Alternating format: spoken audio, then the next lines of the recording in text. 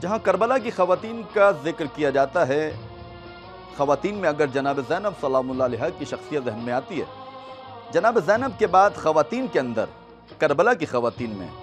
دوسری ہستی جو ذہن میں آتی ہے وہ جناب ام کلثوم کی ہستی ہے۔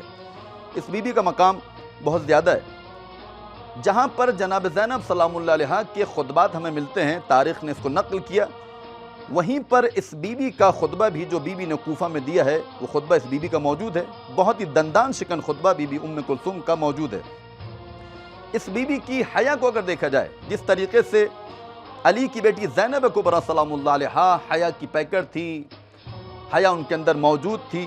بالکل اسی طریقے سے بی بی ام کلثوم کے اندر بھی حیا موجود تھی۔ اس بات کا اندازہ اس واقعے سے لگایا جا سکتا ہے جب یہ لٹا ہوا کاروان کربلا سے کوفہ اور جب ایک راستے پر ایک مقام پر پہنچا تو وہاں پر تاریخ نے نقل کیا، اس بی بی نے شمر ملعون کو خطاب کیا اور خطاب کر کے اپنی زبان سے یہ الفاظ جاری کیے،